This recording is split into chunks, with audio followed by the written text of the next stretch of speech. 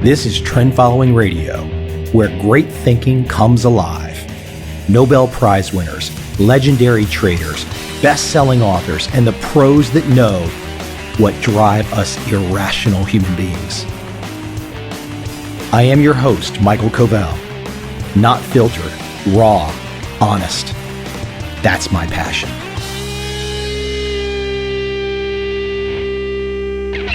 So this is probably one of my breakout podcast episodes. Breakout in the sense that it's not a pure trading or trend following episode.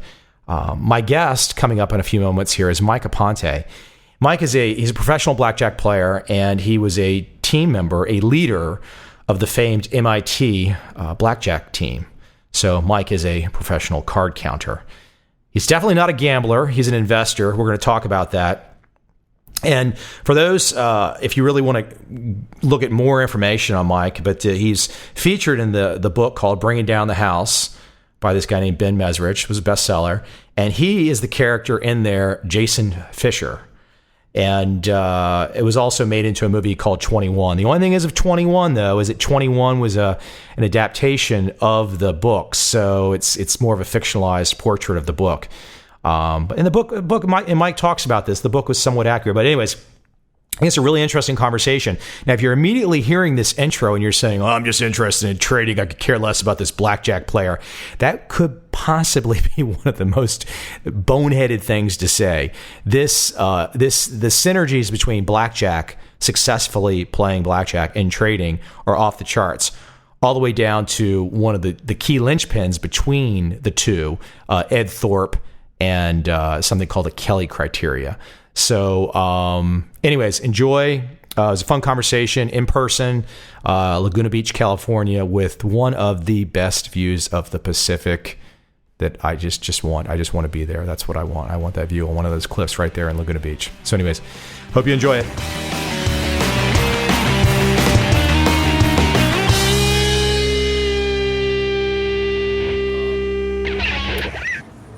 Let me start, Mike, with, because we're roughly about the same age, early 40s, and I want to kind of take you back to just briefly in the beginning, that you got started in your world, in the world of 21 in 1992. That's placing it right? Yeah, that's about right, 1992, my senior year at MIT. Yeah. So before that, you really had you ever been to Vegas or? No, people always assume that because of my card counting background that I grew up playing cards and was interested in gambling, but it's actually quite the opposite. I never played cards. I had actually no interest in casinos, but obviously when I learned about the card counting, it's a completely different game and approach than this gambling. So that's what really kind of caught my interest. So you basically, just like maybe the average person, you knew Vegas casinos, there's these games, maybe you had heard ideas about somebody could beat the games, you knew something about odds. Clear, you're a bright guy, you did well in your math SATs, I'm guessing. Yes, pretty much everyone at MIT. I think you did better than I did on mine. But okay, so you get into you've left MIT at this. You've either left because you weren't on the team while you were in school, or did you finish school? Explain how that unfolded. Actually, initially I was in college. What's very interesting was that the team that I got recruited to play on, it was a startup business venture. It was actually a limited partnership, and they had a business plan and raised $1 million in capital, which most people aren't aware of. And it was aptly named the Limited Partnership Strategic Investments. So it had 3 general partners, one of whom was a Harvard MBA grad, and the other 2 were MIT grads. And they had come to know each other in the early, mid-'80s when they were dabbling in card counting. So their business plan was to recruit MIT students, train them how to count cards, and then have, of course, rake in all this money. So it seemed like a great idea on paper. we're not. We'll circle back at the end and kind of bring in some trading ideas. But I just want to interject at the beginning here because I don't know if people know this, but one of the folks that really mentored me and gave me a lot of great insights is a guy named Ed Sakota, MIT grad, and Ed is basically known for putting together the first systematic trading system on punch cards while at MIT. Wow! So this was his. You definitely will have to go meet if you've got an in with at least the schools. Well, take me through. So you get on board this one team, Strategic Investments, and you're cutting your teeth, so to speak. Yeah, I mean, I was excited. I was like any 21-year-old would be. I mean, the chance to become a high roller and obviously kind of the idea that you could actually legally beat the house at its own game. That had a bit of a Robin Hood type feel to it. Well, that's interesting. I have to point out that you just led with the idea of high roller versus beating the house. So what was the motivation? You led with the idea of high roller versus beating the house. Yeah, I have to admit, initially the perks were naturally what attracted me. And then when I really learned what it was all about, because before I got recruited, I had never played a hand of blackjack. I didn't know anything about card counting. But once I learned how it worked, how it was systematic, mathematically proven, and I really came to enjoy the challenge of trying to execute that system perfectly in a casino environment while appearing to be your typical losing gambler. So it was both, of course, founded on a science, on mathematics, but there is also very much an art to high-stakes card counting. A heart. An art. Oh, an art. Yeah, a whole art to it. Because I guess there's some heart, too. There's a passion. You obviously had a passion for this. You weren't going to be successful unless you really wanted to do this. You practiced like a crazy person, correct? Yeah, like in any field, members of the team like myself, the ones that became really successful were the ones that were dedicated to it. So you might have had a little bit of extra, call it genetic luck, maybe to do very well in your math SATs, but you practiced. There's plenty of guys that did well in the math SATs, but they didn't do what you did. Exactly. Because one of the questions I'm most often asked is, what does it take to become a card counter? Like a lot of people assume, they've seen Rain Man, or they hear about the MIT team, they think that you have to be a math whiz or have a photographic memory, but it's actually nothing like that. It's really the most important criteria is you have to be committed and willing to put in the time. It's discipline. Of course, it helps. I mean, you need to be comfortable with numbers doing basic arithmetic, but you don't have to be a math genius by any stretch. There's no trig, calculus, geometry, algebra. It's literally middle school math. And that is I think, whether it's the blackjack world or the trading world, that's often a first preconception that you do have to be. I think if you, I'm going to guess with the MIT situation, I can think of my book, the Turtle Trader book. I think that perhaps the powers that be set up these filtering mechanisms because they felt like, well, let's if we're going to choose people, let's choose people that have really achieved on their math. We don't have to worry about that aspect. But as you said, there's still a whole other aspect to it. The discipline, the passion, the perseverance. Yeah, no, actually you hit on a very important factor as far as success in card counting is that, yeah, it did make sense on paper to recruit people from the MIT community because naturally you wouldn't have to, mathematical aptitude wasn't going to be a concern. But one of the things that was soon found out on strategic investments was that there was a lot more, actually probably more important factors than math ability in terms of winning the casino, like the discipline, preparation, and kind of like a general, for lack of a better term, street smarts. I think that applies to most professions. You kind of have the technical, the skill aspects, but then there's always those more intangibles that are very important that one has to have to do really well. Well, let me. You've got a certain amount of fame in the 21 world, and probably for folks that have read some books and seen some movies. But I want to give you the chance to kind of lay some things out because I've learned a couple interesting things about you. sat down the other day and I was like, "God dang, I got to read this book. I got to read this book really fast. I haven't had a chance to read it yet." So I read. It was at Bringing Down the House. And before I started to read that, though, my friend, she's like, "No, just watch the movie." So I rent the movie and I start to watch it, and I'm like, "Well, hold on. Is this movie a fictionalized account of the book?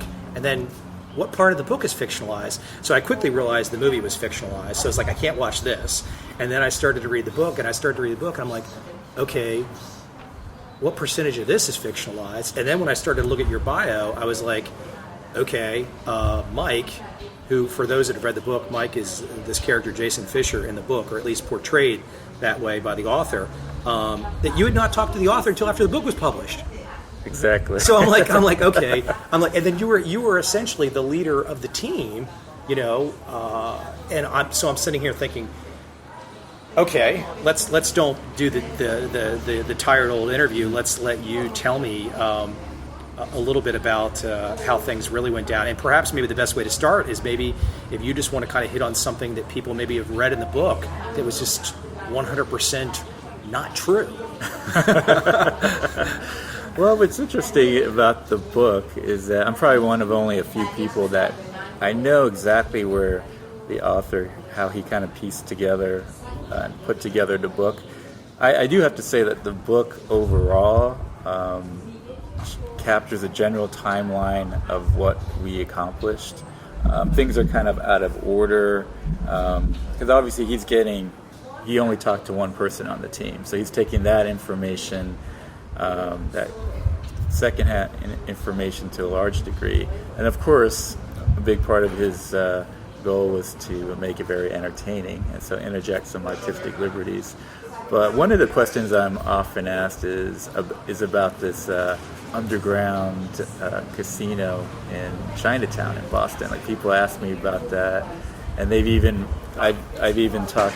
met a guy who's like, "Oh, you got to tell me where that casino is in Chinatown." And that part was actually fabricated. And but the inspiration for that part of the book was there was one Chinese New Year's. We had a good friend of ours who wasn't on the team, who was really kind of the king of the Asian nightclub scene, and so he invited us to this kind of private party in Chinatown. And when we showed up, we were both surprised but really happy that they actually had a few tables of blackjack.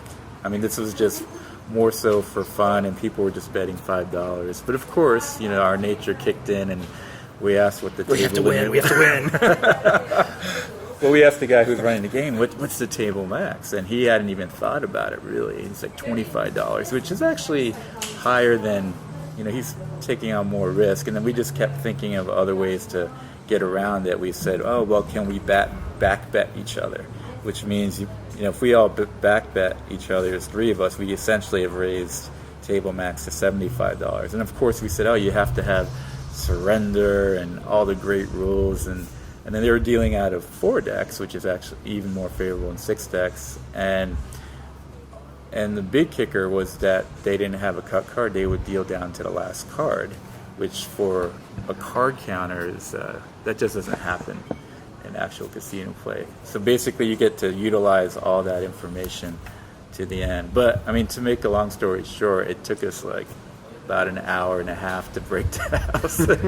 We won about $4,000. I'm sure they were happy.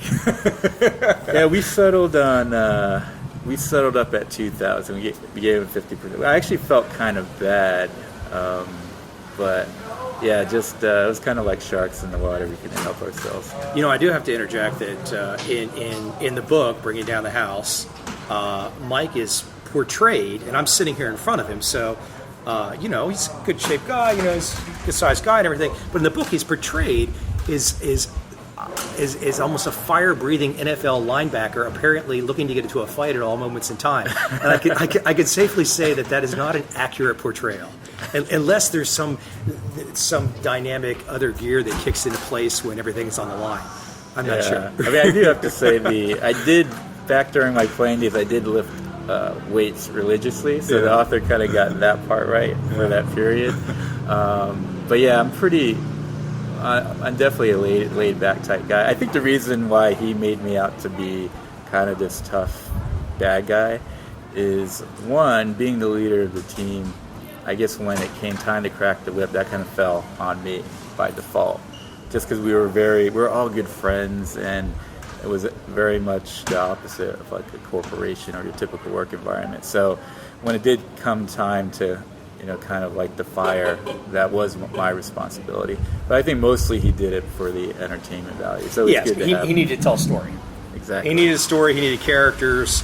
Let me. He's not leaving yet, but anyways, we're. I just have to paint the picture for folks. We are outside a cafe in Laguna Beach, California. There's a view of the Pacific that, yes, with today's weather, I'd say it's about 70 degrees. There's not a cloud in the sky. I don't know if you could really sweat in this weather, but the view of the Pacific is, people say, oh, California this, California that. I'll tell you right now, this view of the Pacific right now, Mike, I have to, you can't go wrong with that view, can you? You can't go wrong with that view. Let me take this into, since I've had the good fortune of having you here. Well, actually, one more thing I want to bring up just about the book. The book was very honest about this. The book describes the appropriate ethnicities of the players. The film was a whitewash. What's that all about? What was that all about? Like, so all these very smart Asian American guys and gals are basically a part of this team, and then the film comes out and we got a bunch of pretty white boys in there. What's going on? That was pretty disappointing. I mean, obviously their justification unofficially, I'm sure, was, we're making a movie and we want to try to make it most appealing to the mass population, which I kind of understand. But even taking the race factor aside, for me, it was just disappointing from an authenticity point of view. Yeah. And also the fact that our big players, the guys like me who put out the big money, the fact that we were Asian was actually very important to our success, because being, in our early 20s, that didn't really work in our favor as far as being high. Because there aren't that many, 21, 22-year-olds betting, $10,000 a hand. But being Asian actually was a huge advantage, because there are, I'm sure if you've been to a casino, there's a disproportionate I have been to the number. Venetian and several casinos in Macau, China, and people think they've seen gambling here in the States. No, it's very serious stuff over in Asia. Oh yeah, Macau and Singapore are the two biggest gaming revenue cities in the world. Singapore has just overtaken Las Vegas. The funny thing is, have you been over there? You've seen those casinos, some of those over there? I have. I heard they're palaces. The Venetian is, I think, one of the largest casino floors in the world. And you walk in, and if you walk into a casino in Vegas, it's like it's a shit show. There's people this and that. Not in Macau. It's like serious people, no noise, concentrating. It's not a show.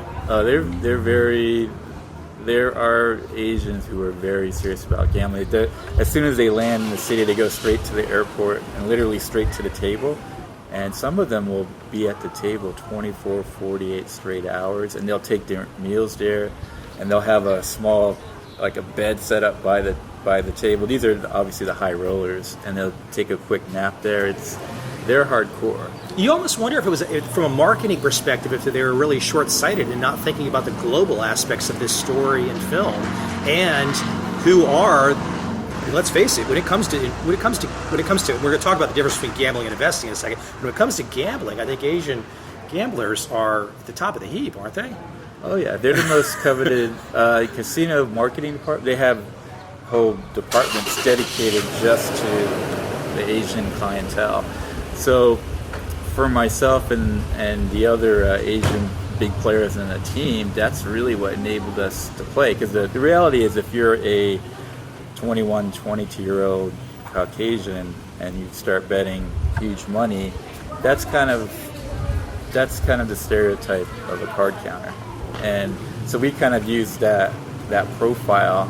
We kind of used that against the casinos. Kind of like reverse discrimination almost. They're kind of not even realizing that they are discriminating, but it's actually hurting them. Exactly. They think it's helping them, but it's not. So yeah, that was disappointing just in terms of the telling of the true story and an important reason why we were so successful. Not to mention that MIT does have a significant Asian student population as well. Well, it's funny. We could go into a conversation as to why. I personally would describe a lot of it. I'm sure there's some genetic factor, but I think it's too easy to say that because I have a ton of Asian American friends in the States, very, very bright, and I think when people, especially Caucasian folks in America, they'll often think, oh, there's some genetic component. All these Asian folks do very, really well in their math SATs. That's not fair. It's a practice thing. It's a practice and it's a hard work thing. And I have a friend right now who's raising a 2-year-old, and she's of Indonesian descent. And just to watch how she works with that child at 2, I didn't see that with with people that I knew. So it's very different. I don't think people sometimes think about this, how early it starts and how different it is. Oh yeah, it's being my mother is Asian, so I know very well it's all about environment. It's an environment and expectation. That's Asians. Yeah, they don't have a natural advantage. It's I'm a big believer in phenotype over genotype, as you are, right? Yeah, absolutely. Well, listen, let me get you into some of your wheelhouse. Some of your wheelhouse here is people in $100,000 Mercedes are honking at us because they don't have nothing better to do in Orange County except imagine being themselves on one of these OC shows. I think we're in the middle of that. This is like probably a casting call for one of these OC reality shows. That's what we're in the middle of. Let me let you jump in though. Gambler versus investor. I mean, that's your life is centered on this. You know, most people probably hear what you do and they're like, "Yeah, you're just a gambler." That's not true. You're an investor. Why don't you explain that? Exactly. That's one of the things when I do corporate events, speak at universities, that people, it sounds funny to them when I say we weren't gamblers, we were investors.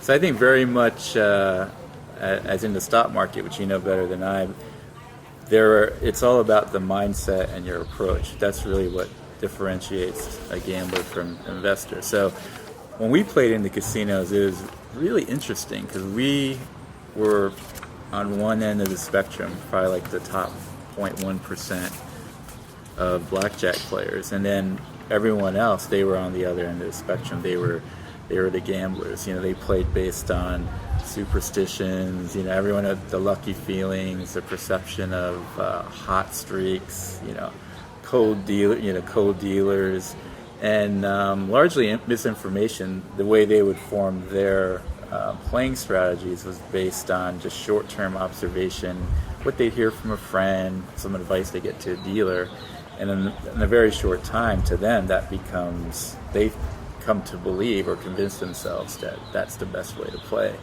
Whereas our team, everyone on our team, including myself, never gambled before, and I think that was a huge advantage. We started off with a clean slate. We learned, a mathematically proven system, starting with basic strategy, which is how to play your hand correctly in every situation. Like, you should always hit a 12 versus 3, for example. A lot of gamblers will waver between hitting and standing and kind of flip-flop. I mean, the key is to be consistent and get the long-term payoff from that. And then as far as the betting, most gamblers will just bet based on a lucky feeling, or even worse, when they've lost. They're chasing their losses, which I'm sure happens in trading all the time. Or, they're just upset. Based on emotions, they're angry.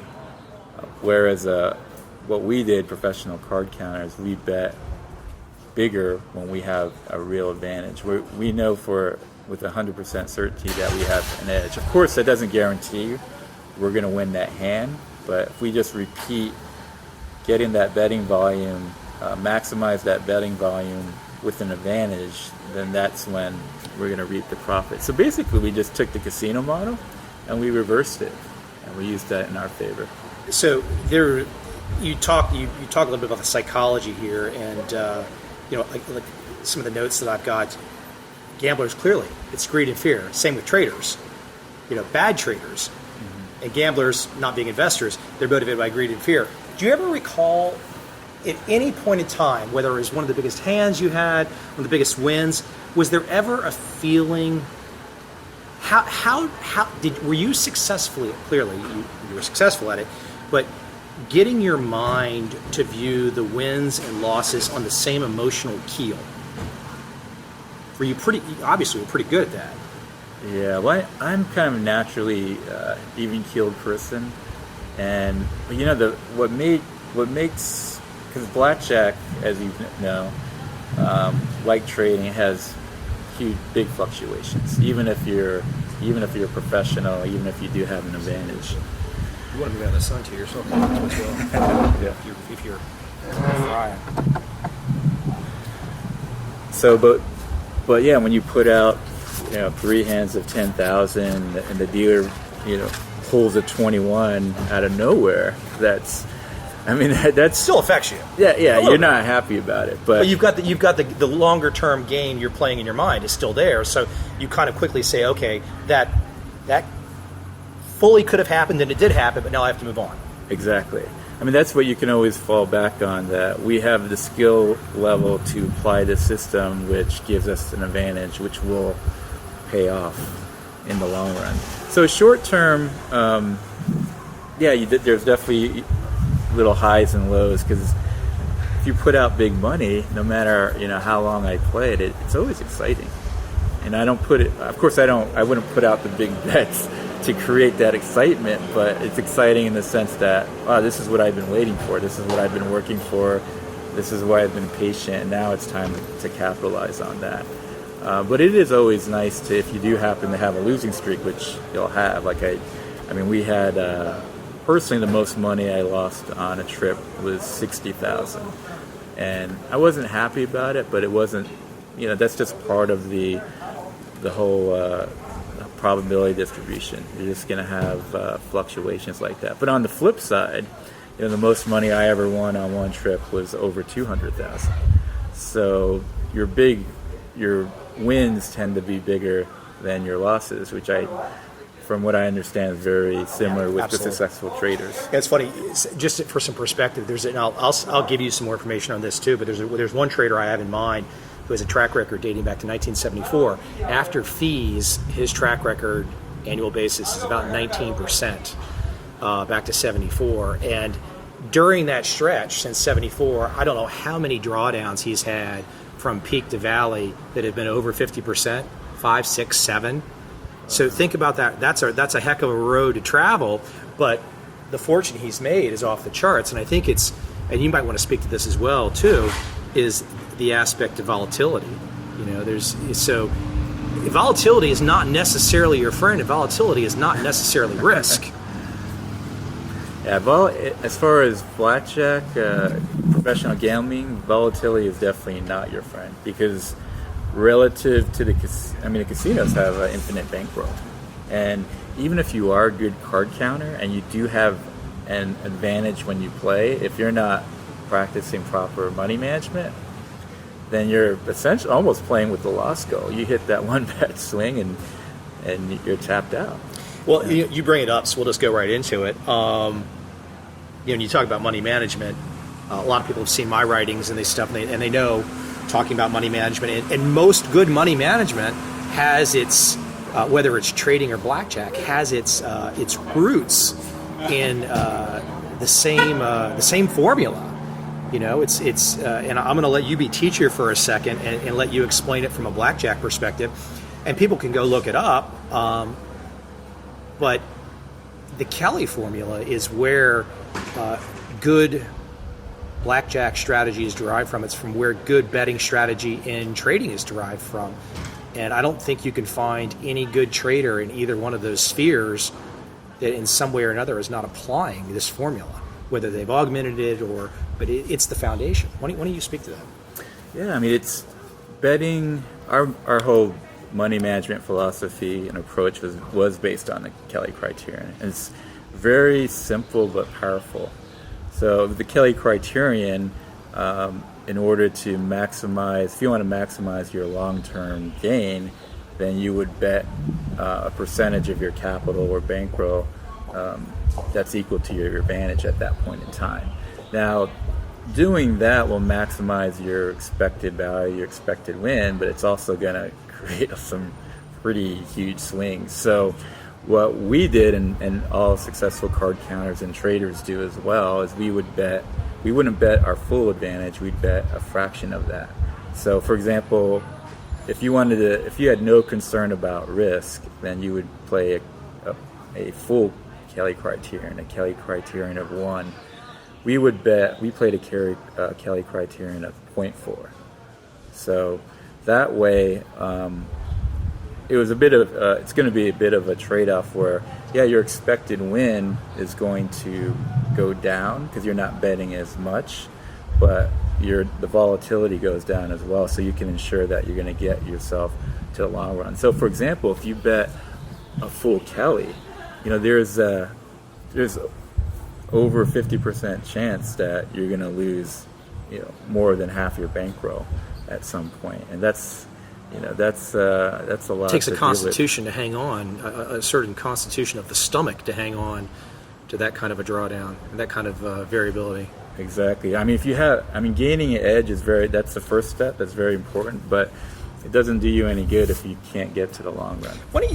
That's another, as you bring up these terms, it's another kind of foundational thing to trading, and essentially with, say, the trend following world, you might have, 30-40% winners, 50-60% losers, and maybe for every your big wins you're going to get 3, and for your losses you're going to get 1. So the whole idea is cutting your losses short, having small losses, big winners, and trying to end up with a positive mathematical expectation. So, and it's the same formula, so very simple formula. But speak to me about the inputs to get to the expectation in blackjack. So how would that unfold, just in a basic mathematical expectation formula? Well, that's one of the beauties of professional blackjack, is that the whole framework, the whole system is very much black and white. And we didn't invent this. It was Ed Thorpe, who I'm sure you're Professor Ed Thorpe, who I'm sure you're very familiar with. He's the father of card counting. He's the guy that figured out back when he published the book in 1962, Beat the Dealer, that blackjack is a game that's based on... I'm going to test you. I got a bunch of Thorpe stuff here. You're going to get tested. Undependent events. So in blackjack, the big if in blackjack isn't so much if the system's valid. It is. It's been mathematically proven by people far smarter than me. The trick is, do you actually have the skills to attain that theoretical advantage? So that's why our training was very important.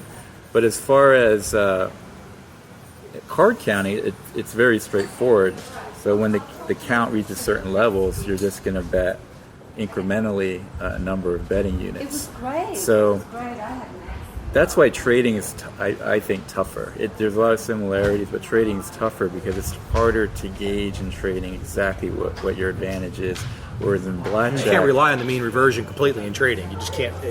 It's the moment you rely on that is the moment some of the most famous hedge funds go bust. Exactly, because the dynamics and the market, the variables that go in, they're subject to change. So a system that can work great for 10 years can just go away. The blackjack, so to speak, is a closed system. I mean, is that a way to think about it? Exactly. It's a static model, and the only variables that do change would be like casino rules and so forth, but those are very well defined and you know that ahead of time. So there's no surprises. So the only thing that you have to deal with in blackjack, provided that you have the skill level to reach that theoretical advantage, is just volatility. But that's very straightforward too if you practice sound money management. So that's what made it, that's one of the things I loved about it. It was a very black and white system. So that made it very easier, I should say, in terms of reaching certain goals and training, bringing in new people and training them. Well, I'm sure you've read this, but I'm looking at one of Thorpe's papers. It's like, he leads with it. It's like the central problem for gamblers. Now, when he says gamblers, I guess, we've just had this conversation about gamblers versus investors. I think what he really means is for gambling investors. The central problem for gamblers is to find positive expectation bets. Mm-hmm. But the gambler also needs to know how to manage his money, how much to bet. And that's the magic elixir. I think when you look at anybody that's had success in your world or in the trading world, it's really the betting issue. Because if I give the hierarchy of needs, so to speak, in trading, there's some argument, but so there might be some that would say it starts with portfolio selection or money management. You could flip those, and then it's like, what can you really control in the trading world? When I can take a loss, you can't control how much you can make, you control how much you can lose, and then the last thing is entry. So it's it all starts with. I guess as you kind of hinted at some of these things people traditionally think of as being part of successful blackjack playing, their observation and stuff, but those are the minor details, and the critical one, as you're talking about, is the bet sizing, the money management. Exactly. That's in blackjack. There's only two types of decisions you can make: playing decisions, that's taken care of by basic strategy, that's the set of playing decisions that's going to maximize expected. Basic strategy is not just the word basic strategy. That's basic strategy. When you define that for just really quickly, so people know that we're talking about there? Well, for every single hand in blackjack, there is one and only one correct play. So for every new recruit on their team, their first and only task was to master basic strategy. And that's called basic strategy. Exactly. Just so people know. It's called basic strategy. It's actually Army mathematicians. You guys give it a really complicated sounding name. It's almost like hidden in plain view. It definitely kind of belies its importance, the name. But Army mathematicians in the 1950s actually derived basic strategy. And then Ed Thorpe, he had an advantage that he had access to the supercomputers at MIT, and he confirmed that their basic strategy was correct. But in terms of getting the most bang for your buck at a blackjack table, basic strategy reduces the house edge by about 75%, on average 75%. Because your typical player is at about a 2% disadvantage to the house. And if you play perfect basic, it goes all the way down to 0.5%, which is huge. You're losing 75% less money. So the weekend warrior can actually, just with basic strategy alone, can make his weekend a lot more fun. Oh, exactly. When you factor in the comps, which a lot of people enjoy, you're going to be breaking even. And if you were to take it even a step further and to play at casinos that have the best rules, like dealer stand soft 17, surrender, which is an option where you can get half your bet back on your first two cards, and resplit aces is obviously a good option for obvious reasons. With those rules, if you play perfect basic, then the house edge is only 0.26%. I mean, you're practically break even. So, I mean, naturally, when people think of the MIT card counting team, they think of the card counting, the counting aspect, but that is important. But without the basic strategy, the card counting is not going to be able to put you over the top. I have to tell you, there's something came up in my world that really only made me think this way after reading the book that you're in, and that was the team approach. And your team approach, where you would have you'd have the big player, the BP, right? The guy that's really done his homework, practiced more than anybody else, has had more success, yada yada yada. Then maybe some of the newer recruits would be serving the role as a spotter, essentially figuring out when a table needs the big player to walk over and really apply big piles of money when the odds are in the favor of the big player. Am I describing this right? Exactly. Well, in trading, the month of May was an exceptional month for trend following traders. And I was just talking with a hedge fund buddy on the drive up here, and we were talking about one trader who made over 40% in the month of May. And my thought, and he's had some variability in his performance, but my thought was, what's the real story? Like, most other traders in the trend following space did not do 40% in May. Why were his numbers so much greater? Was he concentrated primarily in crude oil, which took this big drop, so he made a massive amount of money in the short position in crude oil? So was that what he was doing? And I start to think about what's really going on that allowed this one trader on the edges of all the other traders to do so much better, and he could have been carving his trading up in a collaboration with other people, very much like you guys were carving up a casino floor. Yeah. No, that would make sense. It's the first step, which most people cannot do in blackjack or trading, is to have a real edge. But then to make real money, you're going to have to identify, get the volume of advantageous trading, trades or betting situations in blackjack. So for us, the team play, what that did, it maximized our expected win, because a big player that plays by himself can only play 4 shoes an hour maybe, whereas if a big player teams up with spotters who are just simply watching the tables, then now our sampling rate goes way up. So no one noticed that you guys would just like run from table to table winning all this money? Actually, they noticed at some point in time. Well, initially they didn't, and the casinos are a pretty busy place. Exactly. I mean, most, and for us it was also, we were the beneficiaries of good timing, because when the team that I played on when we started up, Vegas was really starting to grow. You had these new casinos springing up, and there was a lot of competition for the premium, the bigger bettors, and also many new people in the industry who are not as knowledgeable. So a lot of times you have to be lucky, there has to be a luck component when you have success in a particular endeavor. But with the spotters and the big player, that enabled us to, the big player was just jumping around, just only betting, all the big bets are at an advantageous, with an edge, and we don't have to pay any rent. We would call it, a term for it is rent, or we wouldn't have any negative expected win while we're waiting for the count to go up, because the spotters are just simply watching the tables, right? I'm sure in trading, a lot of times you keep your trades small, all right? But what would be even better when you don't have an edge is not to trade anything. Not to play. And that's exactly what that enabled us to do. And at the same time, we had a second benefit, which was almost or equally important, was that it provided a camouflage for us, because a card counter, your typical card counter will sit down at the start of a new shoe, put out start off with a smaller bet, and then as the count increases, we'll bet bigger. Well, with the BP strategy, with when I would be jumping around from tables to table, they would just think I was a crazy gambler. Like, how could I possibly? They never even crossed their mind card counting. I'll give you an example in the trading world where that kind of dovetails. If you look at I described that one track record of this one trend following trader back to 74, and with these massive peaks and valleys. Well, if you look at that track record, one of your first thoughts is, well, look at those peaks and valleys. They seem to be somewhat consistent.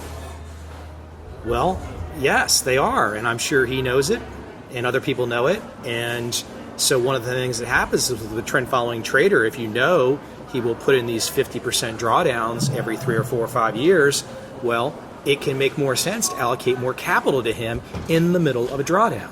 Whereas most people want to give their money to a hedge fund manager when he's in the nightly news and he's just produced 100% for the year. So mean reversion doesn't necessarily work, I don't think, it is well in pure trading, but I think if you look at mean reversion from the standpoint of the equity curve of the trader, it's very interesting. That also reminds me of you guys moving from table to table, essentially trading your equity curve a little bit. Yeah, Does that make sense? I mean, yeah, clearly makes sense to you. I mean, yeah, you know what the hell I'm talking about. Let me. One thing I wanted to bring up though too, just because it's something that I saw recently. The one time that you got, I think the phrase is backroomed. Yes. Brought to the, escorted to the back room of the casino. Right, where everyone wants to imagine they pulled out a tire iron and started whipping you around. This was in Louisiana, right? Exactly. I mean, it's ironically. This is not the state to get in trouble, Mike. This is the one state with a legal system that is really not a good place to be in trouble. And they put more people in jail in Louisiana percentage-wise than anywhere else in the country. Well, and on top of that, I was on, not only was I in rural Louisiana, but I was on an Indian casino, which is technically, that's a different sovereignty. So you're in the Deep South on an Indian reservation from a Northeast mathematical school with an Asian background. Exactly. The odds weren't good. That was the first and only time in my blackjack career that I was a little scared. And actually what got me scared wasn't, it would have been different if they told me, oh, we know you're card counting, because card counting is 100% legal. But the reason they brought me to the back room was, for some reason, they suspected that I was using a computer to gain an advantage at blackjack. And that's a felony, because you're not using your natural ability. So yeah, to sum it all up, like you said, I'm in rural Louisiana, I'm Asian background, I'm on an Indian reservation, and I'm accused of a major felony. So that was the first and only time that I just I kind of spilled the beans. I told them, I was like, yes, I'm counting cards. I explained And exactly I'm good at what I'm good at, but I'm using my head. I'm not using a computer. And but yeah, so it was a pretty nerve-wracking 15-20 minutes. I was kind of detained in this room with like this 6'4" bodyguard with the handlebar mustache, or a security guard. And then during that time, they were convening to decide kind of my fate. But then after that period, when the casino manager came in, he actually smiled and extended his hand for a handshake, because they had concluded that I wasn't using a blackjack computer. So the only reason I can think that they would even suspect that was that they don't get much excitement there. And what got me on their radar was that by that time I had been playing for a while, so I was kind of in that black book, that casino Right. black book. They told me they recognized me from the black book, and they knew I was from the MIT team, so they probably just imagined the most exciting scenario where, we're using computers and some other high-tech devices. But it was bizarre, because after it got resolved, the surveillance director came down, and he told me, he's like, oh, it's an honor to meet you. I've heard a lot about your team, and he wanted my autograph, and it was just bizarre. I mean, I was so exhausted and just worn out by then. I just wanted to get out of there.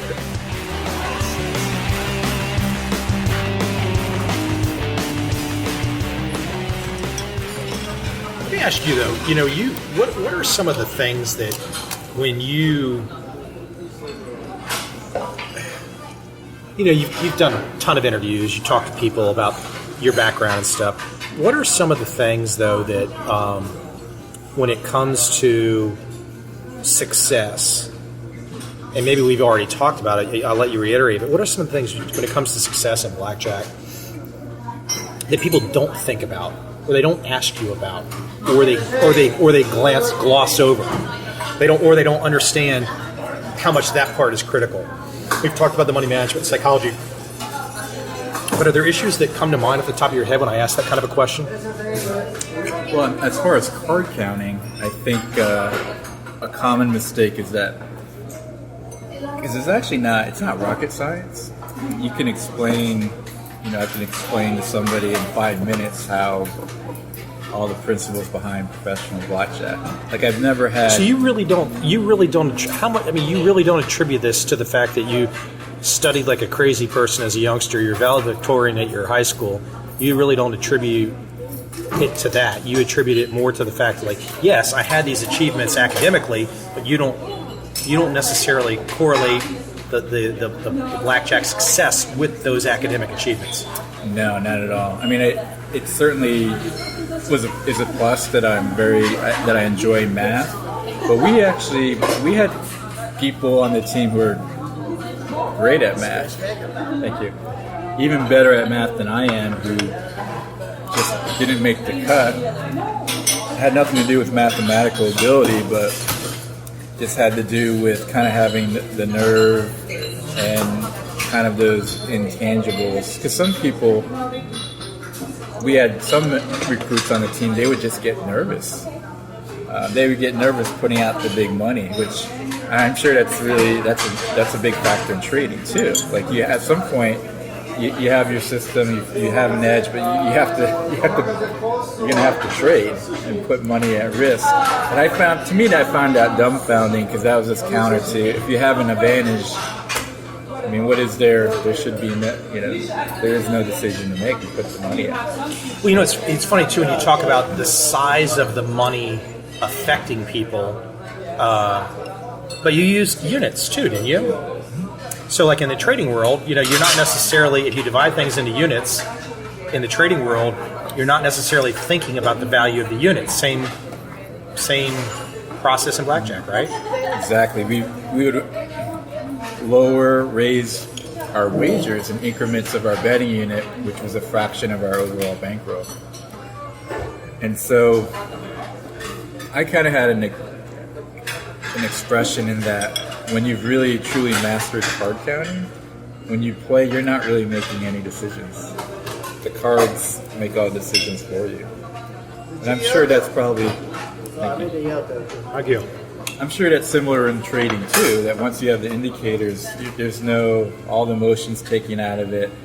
You are making decisions in a sense, but you're following an established system. There's no gray area. You have to map the system out first. You have to figure out the rules and write them down. Then you have to codify those rules. But if I was to tell you that there are $20 billion funds out there, plus, that are 100% systematic, I mean, somebody's got to turn the computers on. Someone has to make sure everything's done right. You can't just, maybe something would, something might go wrong, but the systematic aspect is there. Exactly. Yeah, the decision-making process is black and white. And so, as a card counter, you just raise and lower your bet based on the count. It's not like you're saying, oh, I should bet more this round. It's the count dictates it. Basic strategy dictates all your playing decisions. And that's why it's so important to kind of master that strategy inside and out, and the skill component. Because there's the knowledge component always comes first, but then card counting, where most people fall short, is that they don't develop the skill. Because there's a big difference between knowing how something works and then being able to apply it. So when you ask, like, what is one of the biggest keys to success that people often overlook, I think it's this human nature that want to rush through and think, oh, I understand all this conceptually, it's not that complicated, but there's no shortcuts. You got to take each step and master it, take it from a knowledge to a skill level where it's automatic, because all those little details or little holes, they add up, and then essentially you're still gambling. So that's probably the number one mistake that at least clients that I've worked with commit. They're not willing to put in the time. It's not complicated, but they're just kind of a little lazy. Let me ask you this, because and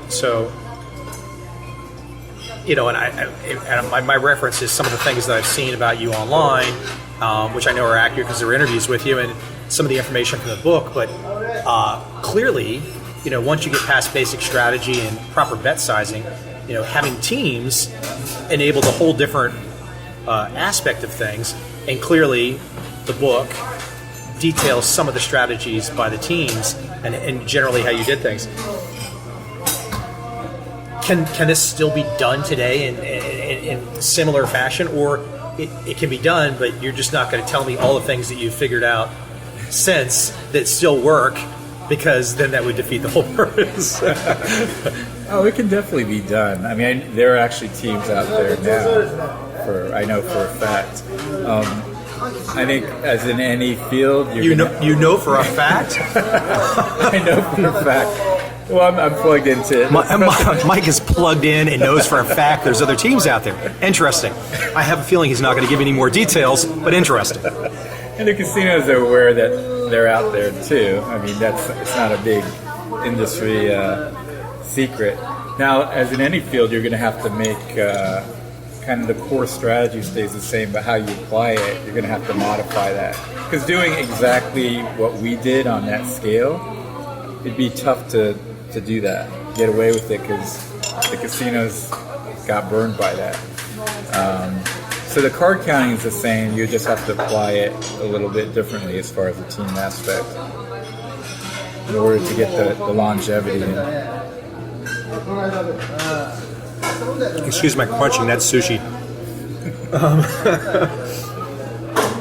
Good sushi here in the OC.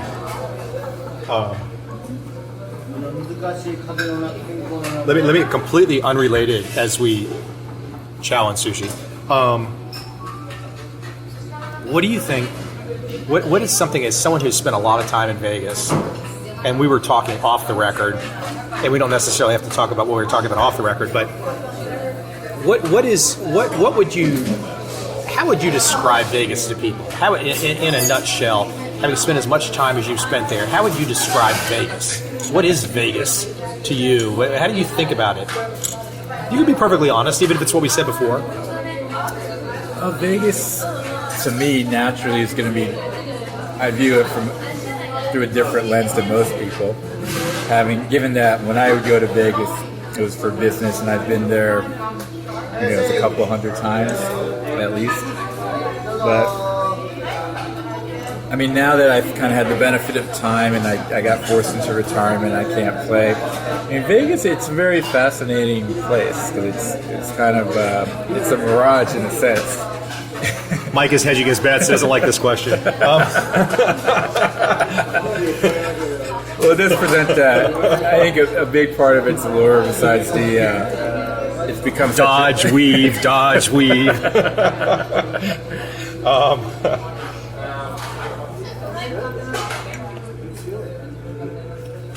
Let's see here.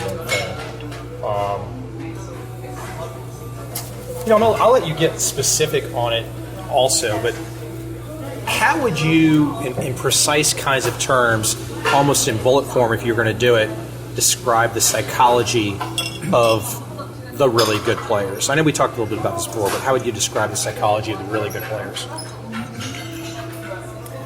What's one of the first characteristics you would look for? I mean, you had to go through a certain filtering mechanism. There's a lot of bright guys in MIT. Why were you chosen? What'd you do? What'd you have? Well, to be perfectly honest, the reason I got recruited initially was just kind of dumb luck. It was a very good friend of mine happened to be on the team. He got recruited before I did, and he thought I would be a good fit. So actually, I wasn't screened by management of the team initially. It was a good friend that brought me in. But I think one of the reasons that I did well in blackjack, and I think this is the same for the other successful members of the team. The number one characteristic of successful card counters is discipline. And a big part of that is putting in the time and preparation before you sit down at a blackjack player so that you have the knowledge and the skill level so that you have the advantage. So you have to have discipline. You also have to have some mental endurance, because it's not all, like most professions, it's not all glamour. There's going to be times where it can be a bit of a grind, where there aren't any hot shoes, or especially if you have some losing streaks. So you have to have some intestinal fortitude.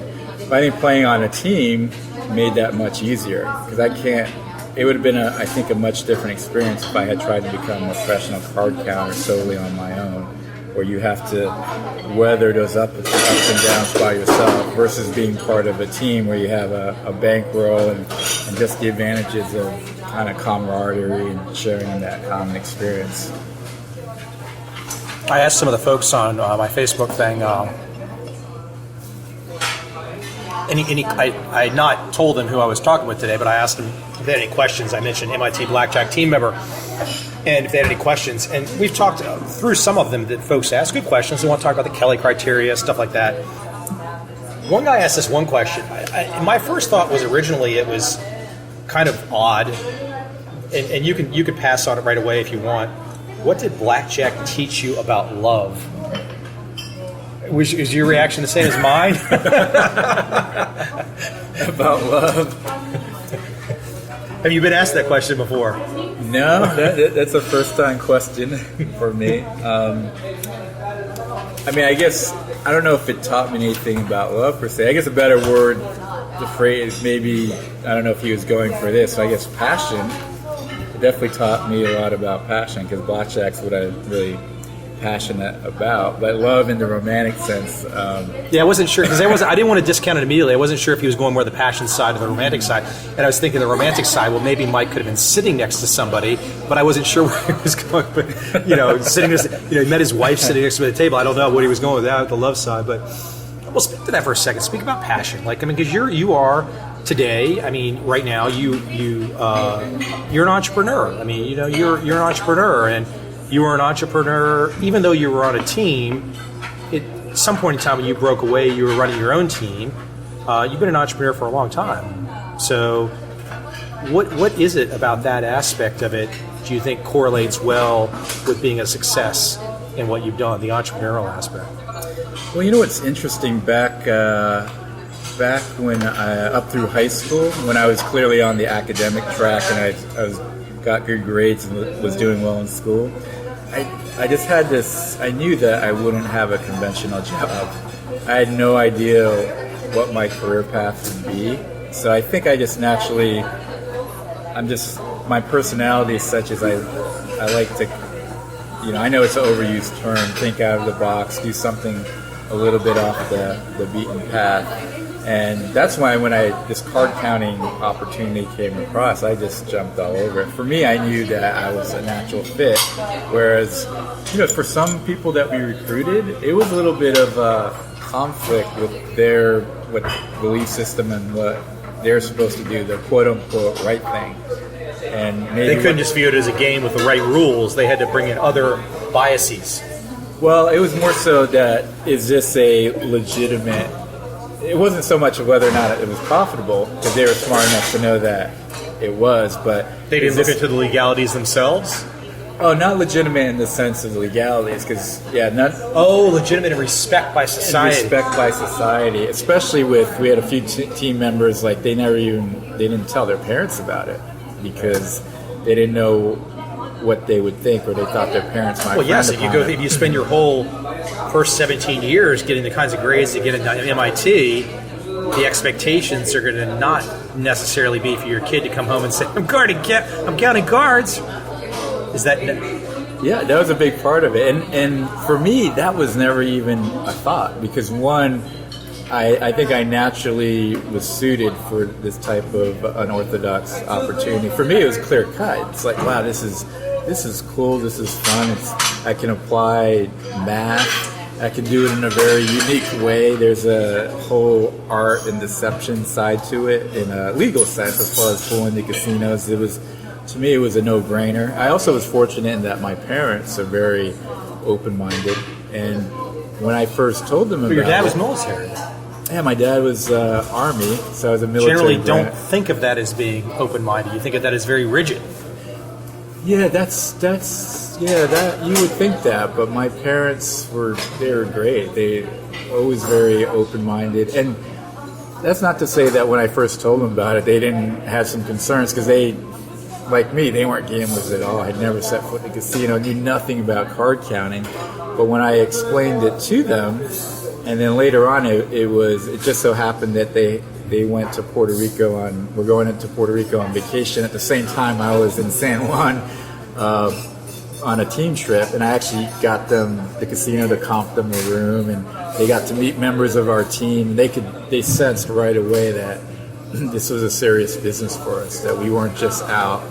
It was the opposite. We weren't out drinking and gambling. So they immediately saw it from the clever and ingenious side, and didn't look at it from some kind of like negative perspective. They're like, oh wow, there's a hole in the system, and our son is working to exploit this hole in the system perfectly legally, perfectly rationally, and doing it well.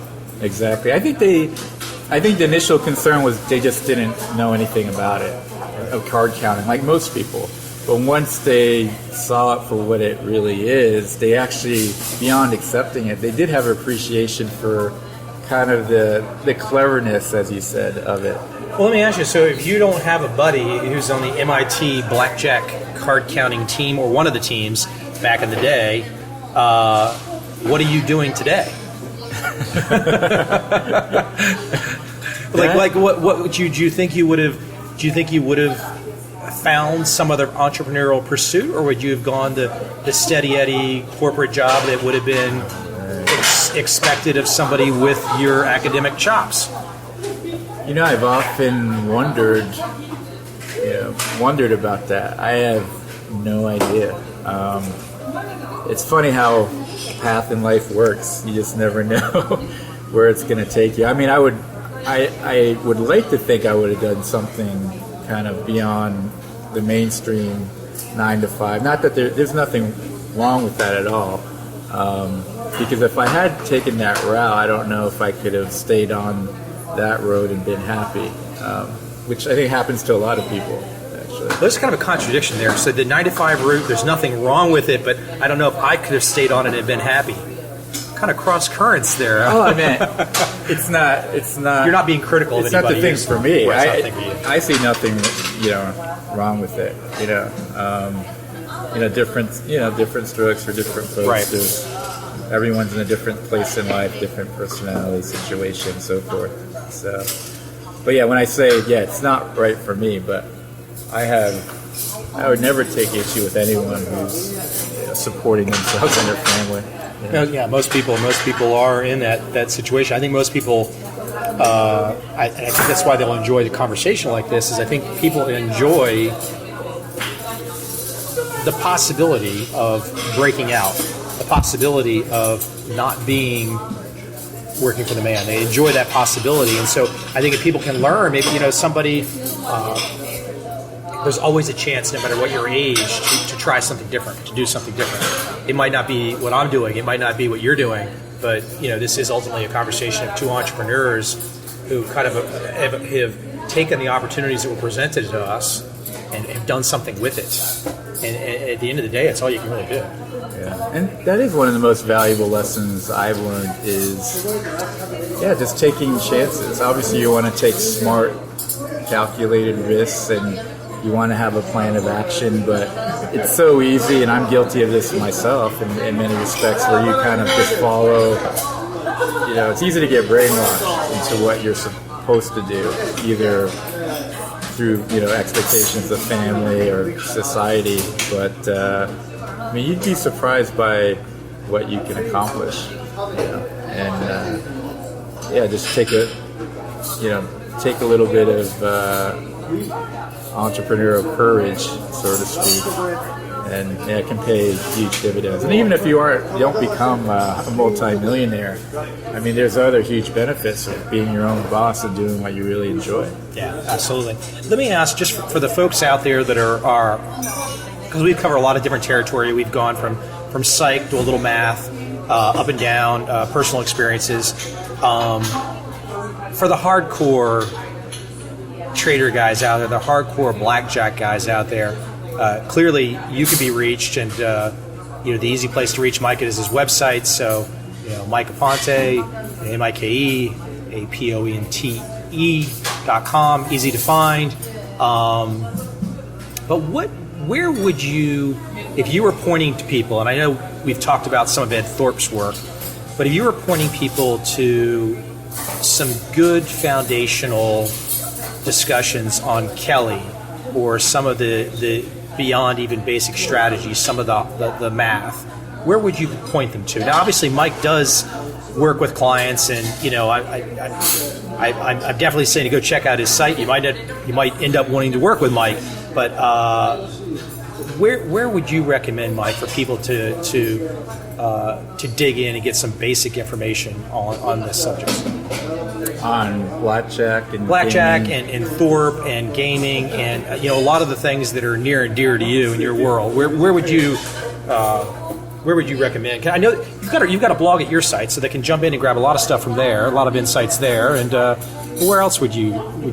I think one really good site for information on not just blackjack but all casino games is Wizard of Odds, spelled exactly like it sounds. It's run by a friend of mine, Michael Shackelford, and he has great information on there. If you kind of want to delve into the mathematics behind casino games as well. And there are also, there's been a number of good books over the years. There's Peter Griffin has some good books, Theory of Blackjack.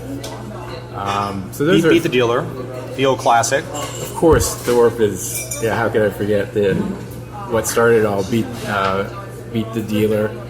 But yeah, blackjack. It's interesting because if you're into the analytical side, you can kind of lose if you can lose yourself in an academic sense on the back end.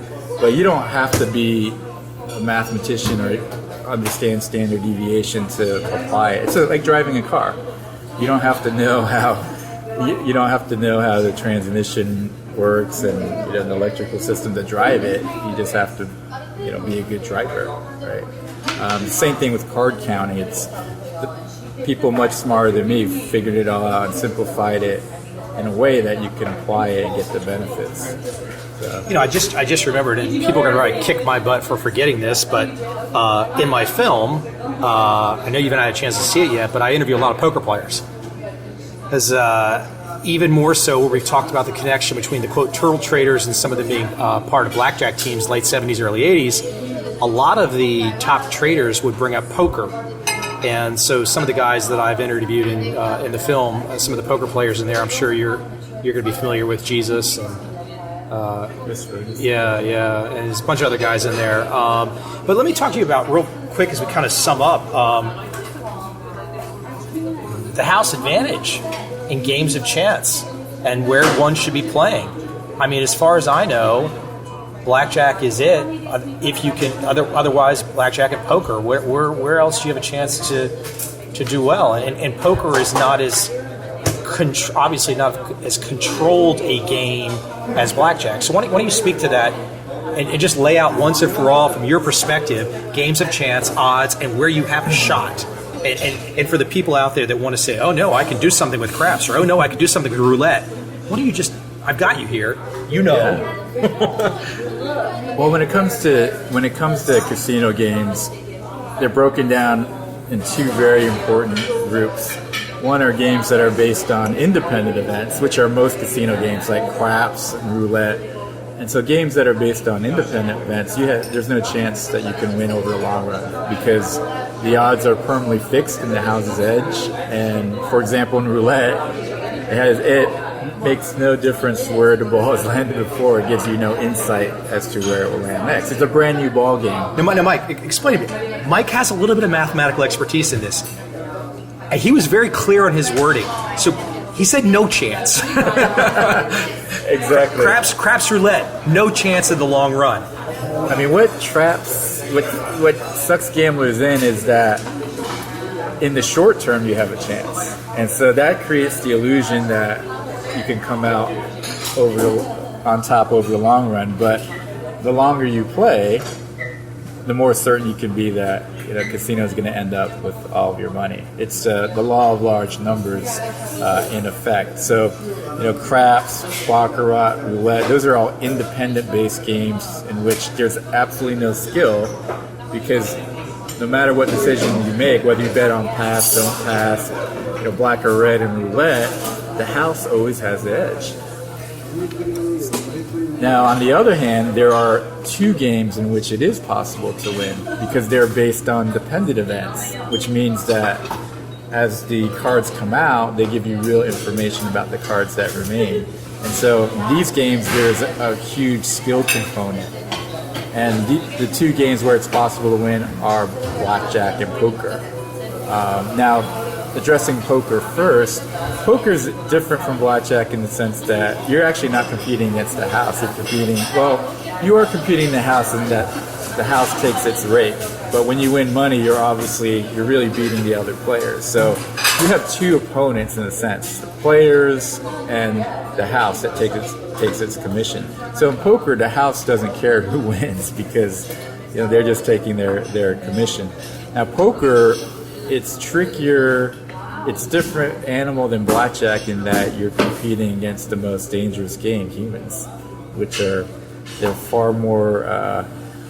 far less predictable, and there's just a lot of variables in there that are constantly changing. So you could take the 5 best poker players in the world, and they would all play a particular situation differently. There's not always a clear-cut black and white answer. So that makes it it makes it a tougher learning curve, but if you do become one of the elite players, it also makes the potential profits much greater.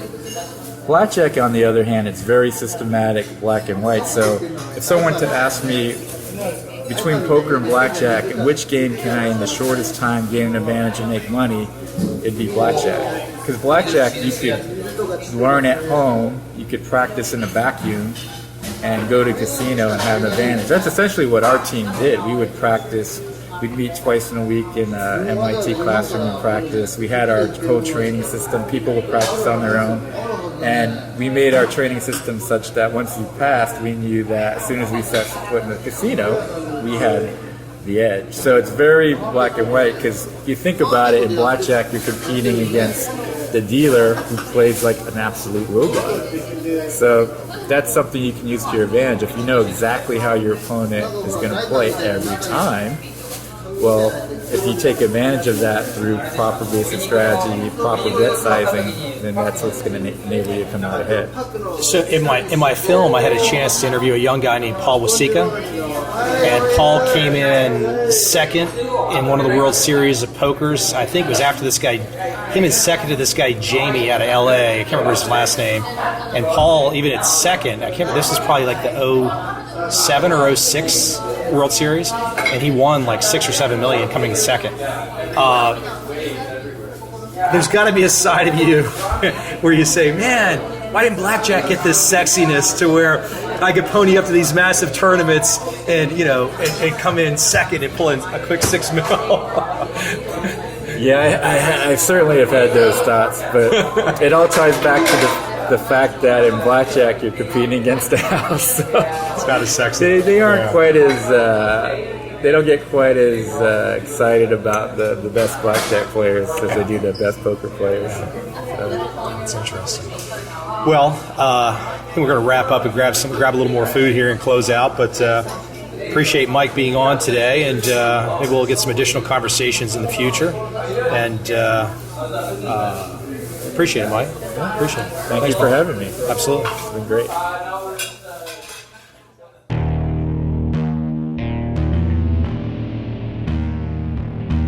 I see a time when those awake will understand how to make money in up, down, and surprise markets. Whether new trader or experienced, college student or financial advisor, protecting against a crash or just trying to make a lot of money, trend following offers everyone an answer in uncertain times. To get started immediately, send me an email, michael@covel.com. I will send you the right trend following steps to take along with my free video. But if you want to buy and hold, trust the government and trust Wall Street, this is absolutely not for you.